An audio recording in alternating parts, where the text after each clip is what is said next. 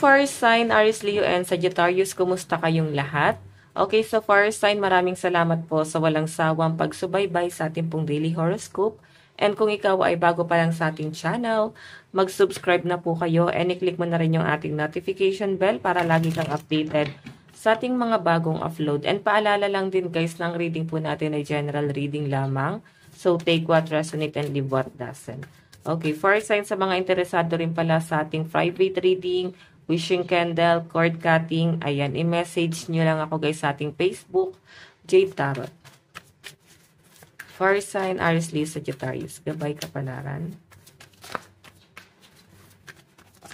Okay, so fire sign, meron tayong Ace of Pentacles. Okay, so yung iba sa inyo guys, nagkakaroon kayo ng mga goals sa buhay, may bagong opportunity na maaaring magbubukas sa mga fire sign. And ito guys, mas nakaka-save yung mga fire sign ngayon. And sa magandang pinapakita rin sa akin dito, kung ano man itong mga opportunity na paparating sa inyo, is possible na makakaipon ka rito or ikagagalak mo itong bagay na to. So, pwedeng may mag-o-offer sa inyo ng trabaho. Ayan. So, yung iba sa inyo guys na napo-frustrate kasi pwedeng matagal na kayong walang trabaho. Parang gusto nyo na guys makapagtrabaho. Parang lahat naman pwedeng pasukin ng mga fire sign kasi ang mga fire sign guys, hindi naman yan pihikan pagdating sa trabaho. Okay? So, sa pinapakita nga sa akin dito guys, Ace of Pentacles, magiging ano kayo guys, practical, no? Hindi kayo guys mamimili ng trabaho. So, yan yung iba rito na nagkaroon guys ng insomnia. Pwede nagigising na kayo ng maaga ngayon. Nagiging normal na ulit yung gising, no? And nagsiset ka na ng goal mo sa buhay. Okay? Kumbaga, mas magaan na sa pakiramdam, parang nawala na yung mga blockages, parang isang pitik nawala na agad yung mga blockages, mga conflict na nangyayari sa inyo, okay? Sige, tignan pa natin fire sign. Ayan, ang ganda nito, no? Kasi bungad sa atin agad ay patungkol sa pera. So, ang ganda ng daloy ng pera ng mga fire sign dito. Magiging maganda at stable. Okay? Tignan natin fire sign. Meron tayong, King of Wands, ayan. So, mahirap balasahin tong card na to, guys, no? Tignan pa natin. Meron tayong, merong gustong magbiyahe papunta sa mga fire sign, parang may nakakamiss po sa inyo. Pero I think guys, itong taong to gusto niya lang munang makaipon din, no, bago magbiyahe papunta sa inyo. Siguro, kahit namimiss ka niya, ang iniisip niya rito is yung solusyon ko paano kanya guys mapupuntahan, paano siya guys makakapag-effort sa inyo. So, meron din ako nakita guys na para bang, parang pwedeng merong magbibigay ng tulong sa inyo. Pwedeng galing sa person mo or galing sa ibang tao. Pwedeng, ayan, na-expect nyo guys, parang merong gift possible na marireceive. Pwedeng parcel or surprise to guys. Okay. So, ayan. First, maganda naman to. Meron din ako nakakitang communication din galing sa taong to. Pero, parang mapapansin mo na medyo magiging abala siya. Okay, medyo magiging abala tong person na to. Kasi pinapakita sa akin, nagsaset siya ng goal. Okay. Iniisip niya kung paano mag-e-effort, no? So, ang nakita niya solution dito is i-improve mo na yung sarili niya. Okay? So, once na ma-improve niya na guys yung sarili niya, sa pinapakita sa akin, ang bilis ng biyahe niya. Ayun, ang bilis ng pagpunta niya sa side mo. Hindi to guys magdadalawang isip, no? Alam mo yung success na nakukuha nitong taong to sa buhay niya, I think, pinagpapasalamat niya yun sa inyo. Pwedeng ikaw din to guys, no? Pwedeng energy mo yan. Okay?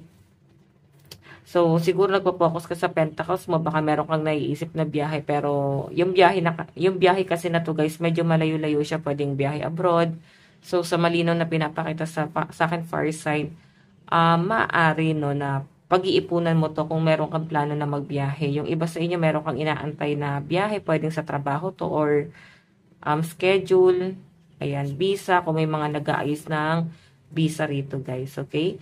Tingnan pa natin guys, ano ba ang inyong overall energy. Ayan, taas muna natin to. Ayan, so fire sign, possible na ang kadil nyo ngayong araw ay Earth sign, Capricorn, Taurus, Virgo, and Capricorn fire sign, Aries, Leo, Sagittarius. Okay, tignan pa natin overall energy. Oops. Ayusin lang natin to guys. So, fire sign, meron tayong 5 of Pentacles in reverse and 8 of Cups. Ayan. Napakaganda nito guys, no? Hindi ka na para magtipid pa, hindi yung para magbabalance ka pa sa pera mo.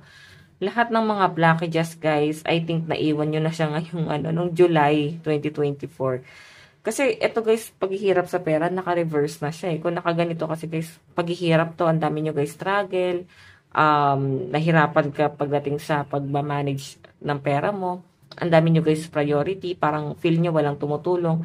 Since naka-reverse na to guys, kabaligtaran na siya guys ng paghihirap sa pera, no? So, maaaring hindi niya na guys may experience pagano yung paghihirap sa pera, no? Kahit paano guys, meron kang ibang panguhugutan, ibang source of income. Ayan, no?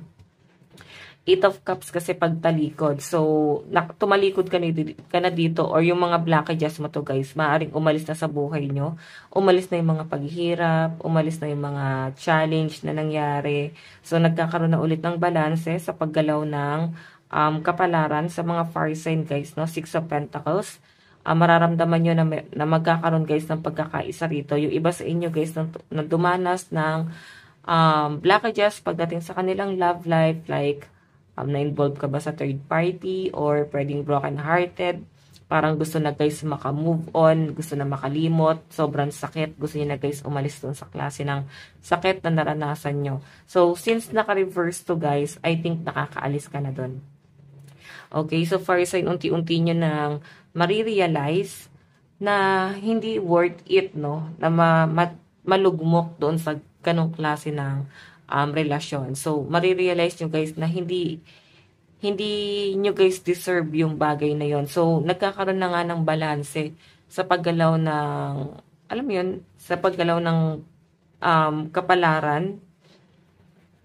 Kasi I think kung bakit guys nagkaroon ng imbalance sa inyo nitong mga nakaraan, sa malinaw na pinapakita sa akin dito is dahil pwedeng naka-absorb ka ng mga negativity. Okay, galing sa ibang tao or pwedeng sa pag-overthink mo sa isang sitwasyon. So I think natutunan din ng mga fire sign guys na i-release na rin yung mga ganong klase ng mga blockages, no? Like, iwasan nyo rin guys yung pag-overthink kasi negative energy rin to, no? Yes, sabihin na natin nandun na yung problema, pero hindi na guys kasi talaga yan masusolusyonan kung iisipin pa, no? Sa halip na isip-isipin nyo yung problema, isipin nyo ano yung magiging solusyon dun sa problema. Okay? So, maganda naman siya guys ngayon kasi nagkakaroon na ng balanse sa paggalaw ng kaperahan. Ayan, 6 of Pentacles, may nakikita akong pagkakaisa rito, no? Mararamdaman kasi ng mga fire sign na pwedeng ikaw yung bigay ng bigay, ikaw yung para bang naging provider, pero ngayon mararamdaman nyo na may pagkakaisa, may tumutulong naman. Okay? Tignan pa natin guys, ano naman ang inyong advice.